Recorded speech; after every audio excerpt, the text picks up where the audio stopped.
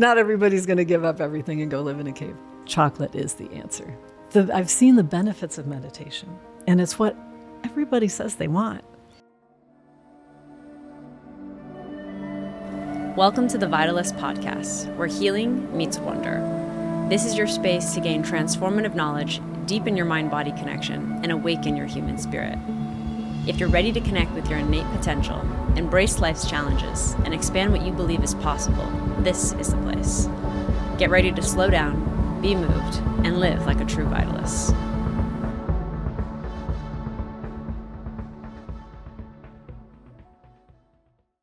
After traveling in the Himalayas for 11 years, living in monasteries and doing a retreat in a cave, Lisa Reinhardt came back to the U.S. to share what she'd learned about meditation. Now, as founder of Wei of Chocolate, Lisa delights in awakening people to the joy of eating chocolate every day, free from guilt. Realizing what differentiates healthy chocolate from candy, she shows how daily chocolate is a path to wellness, as well as a method to bring the peace of meditation effortlessly into our modern, busy lifestyle. Welcome to the Vitalist, Lisa. We're so happy to have you here. Oh, thank you for inviting me. Let's start with the cave. I'm intrigued. What was a typical day like? The cave was one of my favorite places ever. It was in northern India, and it was in a community of people who were living in caves for decades. This place is a special place for actually a lot of different spiritual traditions. In this one town, there's a Sikh temple, Hindu temple, numerous Buddhist temples, and the people living in the caves, it's about an hour above the town walking. You can take a taxi up there too. And at the time I was there were maybe between 30 and 40 people living in the caves. And some of them had been there for a long time, and they had beautiful little hobbit home caves. And I rented a cave from a brother and sister who were monk and nun. And it was their storage cave for their barley and their food things. And they managed to move it out to some other place and allowed me to stay there. I planned to stay there for about 6 months. So I had gone to town and I collected all of the food that I would need, and a pressure cooker and a little kerosene stove and things. And so I set up in the cave and was doing retreat up there. But everybody was doing their own practice. And I was in my cave happily doing my practice one day when someone knocked at my little cave door and said, "Oh, you should come down to the main cave and see what's going on there." And I said, "What's going on there?" And they said, "Well, this great Lama escaped from Tibet and came to the main cave, and he's giving teachings." And I said, "Well, but I'm busy here." In my cave, and they said, "Well, this is really special. You might want to see this." I said, okay, so I went down to the main cave, and I found that the main cave, which is where people gathered for group practice, was overflowing with people. And people had walked up from the town, and they were all listening very intently. And there was a kind of wild-looking Lama teaching. And at that point, I didn't really know Tibetan language, and so I found like a school kid who could speak English. And I said, "Hey," I said, "what's going on here?" And they said, he's teaching from what they call a terma. Terma is a Tibetan word that means treasure. And I had read about this. I'd read a lot of books about this, but I didn't know that it still happened. I thought it was part of almost a fairy tale kind of world that had existed hundreds of years ago. And he said, no, he's teaching from the terma. And I said, "Where'd the terma come from?" He said, "Out of a lake on the back of a turtle." Okay. So I sat down and I listened. And at the end of the day, the Lama said, "If you're here today, you should come tomorrow. And if you're not here today, you can't come tomorrow, because this is a 2-day thing. And after that, we'll do a retreat for all those who want to do it." So I stayed. And we ended up doing what are called Chulen retreats, which means extracting the essence, which I find really interesting, given that fast forward, 30 years later, I'm working with the essences of flowers. But that started a whole really interesting part of my life where I was going to teachings from this great Lama, and he invited me to come back to Tibet, and all kinds of crazy things happened that I never thought were possible. Like what? Like he had, in at least 2 instances, imprinted his foot into solid rock. And I saw both of those imprints. One of them was older. It was in Tibet. It was 1969 when he found his first treasure in these kind of peak moments then and deep, deep meditation. The only way that I can explain it, which, there's no guarantee that this is the way it happens, is that, how we're taught in school that everything is mostly space, that there's protons and neutrons and the electrons are flying around and, but things are 99.999% space. I think that people of his level of attainment, his level of meditation awareness, are able to see the space. So who was Lisa when you first went to the Himalayas? Like, what was your perception of meditation? Because you were there for 11 years. Right. Before that, I had been in Paris, and I had gotten a fellowship to teach English in France. I went there after school, after college, which for me was like a dream come true, because I grew up in a small town with more cows than people, and I, looked around me and it's like, nobody gets out of here. How do I get out of here? And I ended up getting this fellowship, and I was like, yes, So I went to France, lived in one of the provinces for a year, and at the end of that, I thought, why would I go home? So I went to Paris, and I got a job in Paris as a nanny. And then I finally, through some coincidences, I met someone from Asia. This strange man opened the door for us, and it turns out that he was my teacher. So I think in the US, at least, when we think of meditation, I think what comes to mind for many people is emptying the mind.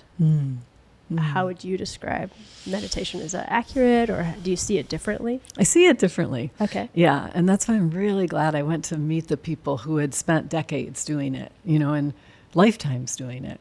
I realized, especially when I came back, that people had a whole lot of ideas about meditation that were making it hard for them. And it doesn't have to be that hard. It's funny, the whole empty the mind thing, because it happens, but it's a side effect. It's not the goal necessarily, because it's like if you try to make it the goal, it makes it harder. I love meditation because in some ways it's so simple. It's so simple that we often miss it. And what's beautiful about the simplicity is that it's available to everybody. I think in the beginning people think, I can't do that. My mind is too busy. Okay, so I can come back to the West. That's all good. And then I thought, and it's to share what I learned about meditation. So then I would meet someone and I'd be all charged up about it. And I'd say, have you ever tried meditating? And they would get that look in their eye like, oh, shoot. Yeah. I tried it once. I'm not good at it. My mind is too busy. I don't really have time for this. And my heart would sink because I think, oh, man, I've seen the benefits of meditation. And it's what everybody says they want. And so we had to somehow find a way so people could access it if they weren't going to go live in a cave. There has to be a middle path, right? Not everybody's going to give up everything and go live in a cave. Luckily, one day I had that aha moment. And like I say, I figured out something that most people already knew anyway, which is chocolate is the answer. Right, which we're going to get to.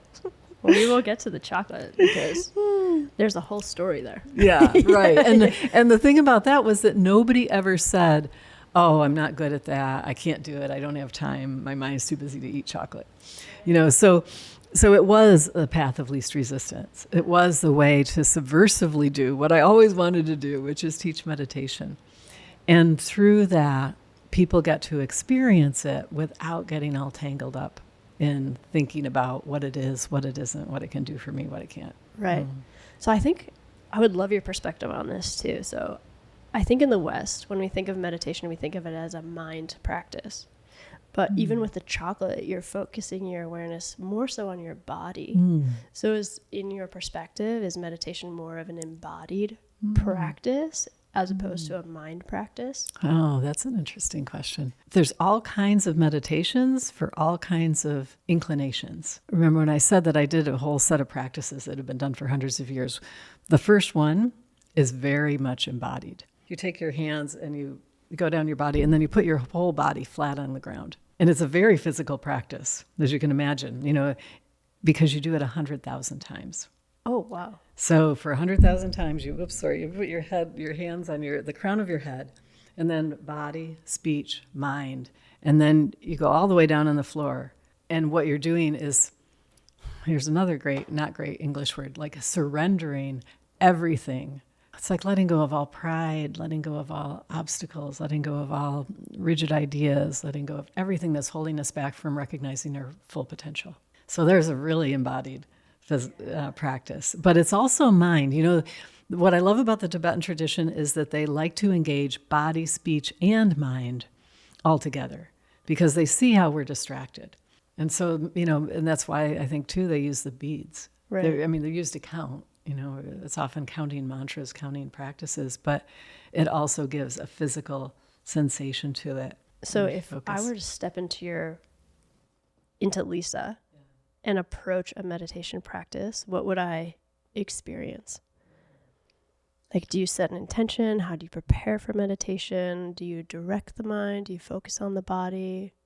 Do you do an embodied practice? Do you do a mantra? The first thing that I do when I am ready to practice is I remember the spaciousness. I notice the space in the room. You know, the perspective that we have in our daily lives is that we notice objects first. You know, we see the flowers, we see the chair, we see the wall, see the people. And then very often it stops at that. And what we were doing the other night is we were noticing the space in between everything. There's something about it that just cracks me up every time. It's like the space is the biggest thing in the room. And I forgot it was here until a moment ago.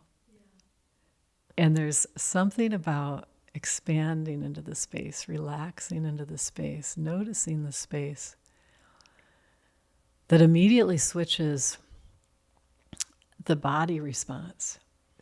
You know, until then, I might have been in sympathetic, you know, subtle sympathetic, you know, where I'm a little bit like reaching out for things, I'm a little bit grasping at things, I'm a little bit, you know.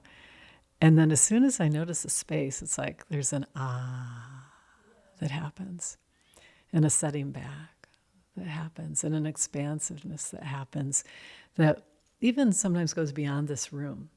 You know, it's like we can take it all in. And that's a good place to start. Mm. The second thing I do in my own practice is I just say that one line to myself, remember fundamental goodness. And that's like the second layer of that for me. And we talked about that again. I think that without examining it, we might not realize that many of us have a subconscious, unconscious sense of being fundamentally flawed. And because of that, there's a little bit of struggle going on.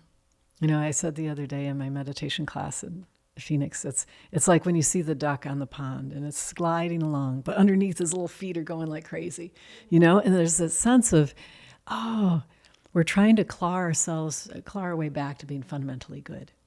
I think we want to be good, you know, and it's like we feel like we have to prove something to ourselves or maybe other people, and that's why we say things and do things, and it's a subtle thread of motivation throughout so much of what we do. Just that, like, trying to get back there. And what I like to do is ask people to try on the opposite of that. Just, you know, don't have to believe me at first, but just try it on and see how it feels if we posit that we are actually already fundamentally good. Yeah. That our innate true nature is like the sky. You know, the sky, it can have all kinds of clouds in it. It can have all kinds of weather going through, and we often get preoccupied by the weather, fascinated by the clouds. But if we ever go above the clouds, the sky is there, like vast, blue, limitless, like unbelievably pure, and always untouched by the clouds. It doesn't matter what happened, doesn't matter what we've been through. The sky is still beautiful, pure, vast, in the way that our innate true nature is also. And so if we identify with that sky-like true nature, instead of the clouds. And we remember that, oh my goodness, I am already fundamentally good. My only job really is to put the effort not toward clawing my way back there, but toward peeling off those layers of things that are obscuring it so that I can let that full expression of my fundamental goodness shine. Do it at least twice a day, right? That moment right before you turn out the light at night, notice the space in the room, remember your fundamental goodness. And then when you wake up in the morning, same thing, you open your eyes, see the space. Remember fundamental goodness. And then the things that I've seen shift already are that it removed a whole layer of defensiveness. Like if people say, oh, you did that wrong, or, oh, you could do that better, oh, point out some mistake, rather than me being, feeling like, oh, I'm being attacked. It's like, oh, that's great. Because it's not attacking your sense of identity anymore. You're not trying to prove yourself to be good, and that just damaged your ability to prove yourself to be good. No, it's just like, oh, that's a little thing that is very correctable, and somebody's helping you out so that you can express your true nature. I think it's such a great suggestion, even for people coming in and getting adjusted here. So we call it a meditative adjustment because our sessions are longer and we play the mantra music, and it's very much like a touch guided meditation, if you will. So spending that time before you get on the table to notice the spaciousness and remembering your fundamental goodness, because we are reconnecting to that innate intelligence of the body. Yeah. Would you have any other suggestions for how someone could deepen a meditative practice while getting adjusted? If people see the space, I wonder if it doesn't make it easier for you to adjust them. 100%. Because suddenly there's space in the body. Yes. There's less resistance. You're not seeing yourself as solid and, unchangeable. So when we first met you, Lisa, we thought you were so calm. Like you have this magnetic way of being. You're so still and you're so present. That's such a gift in this culture, is for someone to really hear you, see you, listen to you, acknowledge you. I'm so curious, do you ever get triggered? And if you do get triggered, how do you approach that? How do you respond to the triggers in your life? Yeah, that's a great one. Yeah, obviously I get triggered. But I think there's part of me too that sees it as a game now. It's like, oh, like as soon as I can notice, it's like, oh, look at that, and you can distance yourself from it in a way that you can observe yourself. Actually, the best method that I've seen on that one is from Brene Brown. And she had a progression of things, like when you notice something, like you're angry, and normally we say, I'm angry. And then she said, well, then the next step is, I feel angry. And then you say whatever, and you can fill in the blank with whatever it is. It can be sad, it can be frustrated, it can be jealous, it can be anything. But the next step would be, I feel angry. And then the next step is, I'm aware of feeling angry. And then the fourth step is totally revolutionary. For me it was, which is, anger is welcome here. Wow. And you sit with that for a minute.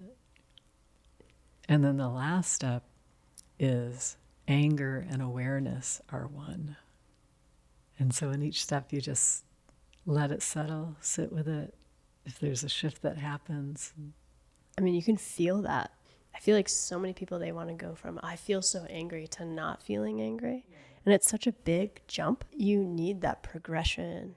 You need that natural integration. Right. We usually just want to put a stop to it, feel aversion, reject it, and reject that part of ourselves that's feeling that way. Yeah. But if, you fill in that blank with whatever it is, and I feel I'm angry. Like that's the equal sign, right? In that moment, we are totally identified with anger. No wonder we're in the state we're in. I feel angry gives you just a little bit more, like you're recognizing, okay, this is what I'm feeling. I'm aware of feeling angry. Oh, even more like spaciousness, right? Anger is welcome here. Yeah, that softens everything. Yeah. It's like I'm I'm vast enough that I can hold this intense emotion too. So you're fluent in Tibetan. You can read it. That's a stretch. I can read. Okay, you can read it. I read it every day. Language is something that I'm fascinated with because I feel it really defines what we're able to experience based on how we're able to describe it. Like if I say I feel angry versus I feel upset, it changes my experience because I'm using a different word, right? So I'm so fascinated what you've noticed, the difference between English and Tibetan, because I feel like they probably have more nuanced words for space, for consciousness, for different meditative states, and how that deepened your practice because it gave you access. Yeah, it's interesting how language, there's things that we just don't even have words for in English. There's probably a Tibetan word that it's difficult to translate into English, so it's difficult for us to feel that. Right, unless you feel it first. And someone tells you that's what that is, and you're like, oh, right. In the Tibetan tradition, they say lineage is really important, but it's lineage as well as oral transmission, meaning I was amazed when I started doing meditation classes over at the Sound Center in Phoenix. People would come in and I'd ask them, oh, what's your experience? And probably 80-90% of the people were meditating with apps or meditating from a video and had never sat with another human being. And then I realized, oh, this is interesting. Or, it used to be people would try to get it from a book, but wow, that's even way harder. So in the Tibetan tradition, it's really important that you learn from someone who learned it from someone who learned it from someone who learned it. And it was passed down from human to human because it's a human experience. And it's not just words in a book. And it's so easy to misinterpret words alone, especially, when there's so much nuance and feeling in meditation. What I love about Tibetan language is that it's like a puzzle. They have words for things that are quite long, but they very often shorten them until you get one syllable. So you might have a just mind-blowing concept that has been shortened down into one syllable. Okay, so the word for Buddha, meaning enlightened being, meaning awakened being, in Tibetan has two syllables. It's sang-ge. Sang means to purify, to clean away, to clear away everything so that something is utterly beautiful and pure. And ge means to increase, to expand. So a Buddha would be someone who had purified all of their negativities and all of their mistaken views of the world and mistaken views of reality and increased all of their good qualities, their generosity, their kindness, their clarity, their insight. And so every time they say the word Buddha, they say purified and increased or purified and expanded. Everything has a meaning. I remember the first time I was in Tibet, and that Lama that I mentioned who could put his foot in the rock, he was giving me a teaching, and I had no translator. And he was talking about the name of a particular Buddha. In English, we call him Amitabha. So Amitabha doesn't mean anything in English. And a lot of, English names don't mean that much. Lisa, I don't know what it means. Like somebody named me Lisa, and I don't know what it means. But in Tibetan, everybody's name means something. And so the Buddha's name was Amitabha, but in Tibetan, it's Nangwa Taye. Nangwa means appearances. And Taye means limitless, like the sky. So every time they say that Buddha's name, they're not saying a nonsense syllable that means nothing. They're saying limitless appearances. And it describes the quality. And in that moment, I could get it. I got the aha from him because of that connection between what it means and what it is. I don't know Tibetan, but I am assuming it's so much more relational and meaningful and totally changes your experience of the world. So when you meditate, do you meditate in English or Tibetan? I read the Tibetan and I speak the Tibetan and I try to feel it in Tibetan. Yeah. I think that says a lot. Your experience of meditation is so different because you're using a different language. Yeah. And probably how you're processing the experience is different too. Yeah, I had that aha once looking at Mandarin, Chinese. I don't speak Chinese, but I realized that, they are activating the right side of their brain because it's like pictograms rather than letters. And that would give you a different experience of the world. All right, well, let's talk about your chocolate. Yeah. So you came back to the United States and you stumbled upon the secret to meditation is chocolate. How did that find you? I was just having a hard time connecting with people. I came back and I thought, okay, I'm supposed to be here. And I was here for a while, and I contacted my teacher in Asia, and I said, listen, I can't, I don't belong here. This isn't the right place. I'm going to come back to Asia. And he said, okay. He said, you can do that. He said, but you'll die. Later, looking back on it, I thought, oh, it's really that I have things to learn here. I have things to do here. And in some ways, my spiritual path might die because I was mistaking, place for being important. And like I said, if it works there, it's got to work here. And it's got to be an internal thing. And then at a certain point, Katie Hess, who makes Lotus Way, the flower essences, and then we became best friends. And she had been out of the country, and she learned about flower essences, and I've been out of the country and learned about meditation. And we were both struggling in the beginning. And so eventually, she was doing like meditation circles, and she made the truffle. She made the first chocolate. She actually made truffles and put flower essences in them. And we all sat around and ate meditative chocolate, and it was like, wow, yeah, I could do this. I said, do you mind if I borrow that chocolate idea? She said, yeah, I'm not going to do chocolate. And so then I started Wei of Chocolate about the same time that she started Lotus Way. How does someone use your chocolate as meditation? So we made it the size that it is so that you can take a piece and put it in your mouth and it'll fit, and then you can let it melt, because it's one of the miracles of nature that chocolate melts at body temperature. And then, in the beginning, people just want to chomp it up. We're used to that. And I said, well, you can keep practicing. You can practice every day. But the goal is just let it melt in your mouth and slow yourself down to the speed of melting chocolate and just explore the texture and the flavor. People can do that. It's that shift, even it only takes like 2.5 minutes for a piece of chocolate to melt in your mouth. But that is enough to shift someone's day, because they're in their head. And I always say there's like a bandwidth of thought. And most people spend their whole lives in this bandwidth of thought because we've never been taught anything else. Every now and then you have one of those peak moments where you're climbing the hill and you get to the top of the hill and you stop and you look out and you're like, but we don't know how we got there. And we don't know how to do it again. We think it was the hill. So then we go out next week and we're going to climb a hill again, and we get there and we're like, doesn't happen because of the expectation. Of course. We have the attachment now. Yeah, exactly. But I thought, if I can get people to just let chocolate melt in their mouths, that they can experience meditation without getting all tangled up in how hard it could be and if they're doing it right. And, just the thoughts just drop away. And you're very intentional about the ingredients you use. Yeah, when we started and I thought, I could do this with meditation. I'm thinking, yeah, and people got to do it every day. And I'm thinking, but wait, I can't do anything that would eat away at their health. And this was a long time ago. I mean, we launched the company in 2007.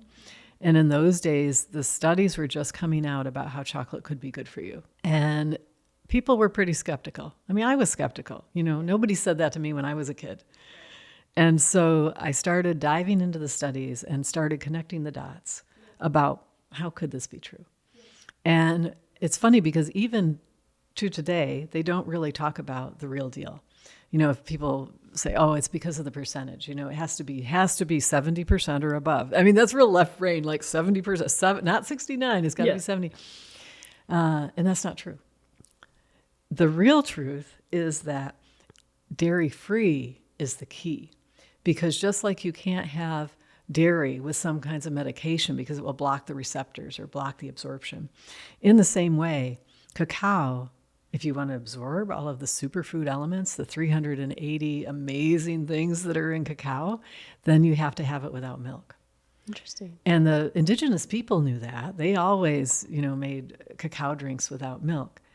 It was when it moved to Europe that they put milk and lots of sugar in it, and it changed from superfood into dessert. So I'm not saying you can't have something wonderful with milk in it, but just to be honest with ourselves, that that's not the way you get the health benefits of chocolate. That's wonderful dessert. So I started looking at things. I said, okay, so now I know it's got to be dairy-free. I said, what else? And I looked around and said, boy, I don't know if it needs to be organic or not. Okay, so this is a cacao pod, and you can hear the seeds in there, and it's all dry.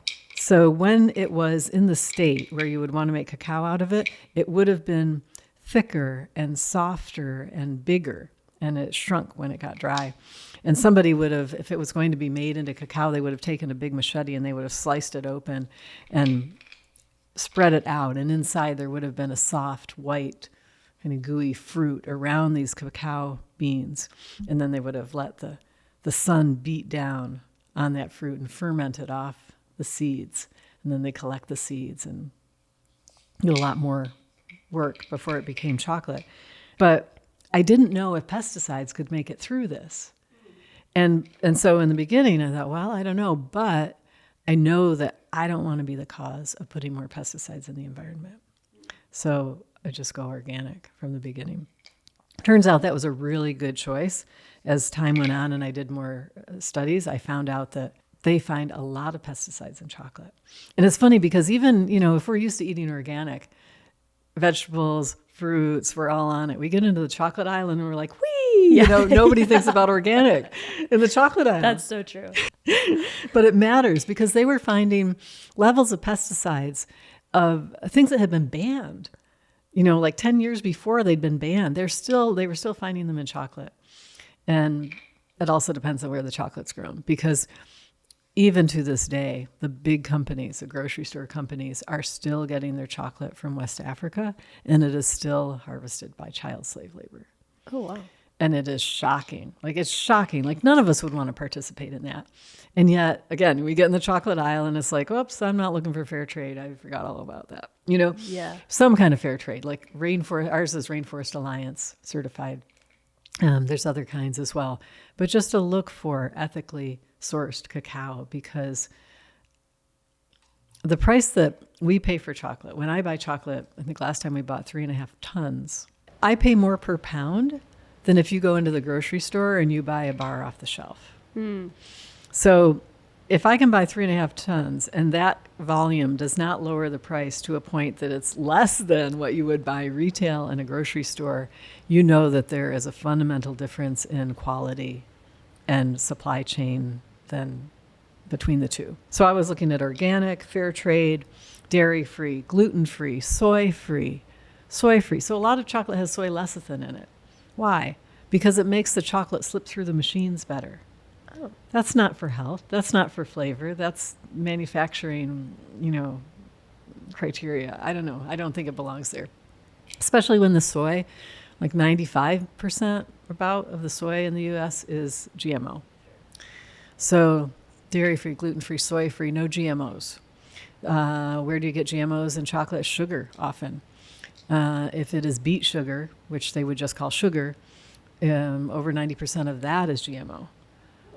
So you either want to look for cane sugar, I think, is safe, but of course you want organic cane sugar or organic sugar. In our case, we use organic coconut sugar, and I love that because it's low glycemic. Dark chocolate already is super low glycemic. It's, I had a list one time of 300 things, and I went through and I marked all the things that were lower glycemic than chocolate, meaning it doesn't spike your blood sugar. And I found 7 things. And those were things that you wouldn't really want to eat a lot of, like rice bran or, not tasty.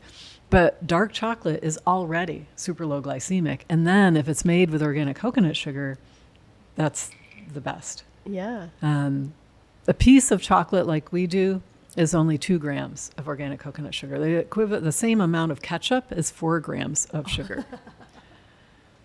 Yeah, it's crazy. It's not high in sugar at all. And especially if you let it melt in your mouth, that's the key too. If you let it melt in your mouth, then you never have that M&M effect. Crunch, crunch, crunch. Where's the next one? Crunch, crunch, crunch. It can happen, if you get into chocolate that way. But if you let it melt, it's like, It's So very good. satisfying. Yeah. And of course, you're adding the flower essences Yes. into Yeah. each bar as well. In the beginning, I had a lot of adaptogenic herbs and things. We were using eleuthero and codonopsis and rhodiola and all these herbs. And I could do it because the chocolate was super dark and it would work with the herbs rather than, be very medicine-y. And then Katie said to me one time, she said, well, why aren't you using flower essences in the chocolate? And I'm like, well, I don't think it'll work. Why would it work? All your stuff is in liquid. Like, I don't think it'll work. She said, try it. And I'm like, okay. So I tried it, and it did work. It turns out that it works because chocolate is a crystalline structure. And when you temper chocolate, you're telling it to set up certain crystals, and it does. And then it holds the information, just like water holds the energetic information. Wow. So that was a discovery. We were really happy about that. Beautiful. Do you have a favorite flavor? I am loving the cherry one. The cherry bomb. Yeah, cherry bomb Yes. is one of our newest flavors, and that one has dried cherries in it, and it's just so good. Well, Lisa, I feel like we could chat for hours. Where can people find you if they want to come meditate with you? Try your chocolate. Obviously, we have it here. You but have I it, know yeah. you're here in Phoenix with us. Always get it at Kinfolk. And we also, in Phoenix, we have the Self-Arising Nature Center. We call it the San Center. And I do meditation classes there twice a week, Saturday morning at 10 a.m., Tuesday evening at 6 p.m. And on Tuesday, we live stream it too, because we have people sometimes from all over the world joining. Wow. Beautiful. Well, thank you. Really appreciate you. If you like this episode, share it with a friend. For more conversations filled with awe and wonder, be sure to subscribe to the Vitalist podcasts. Till next time.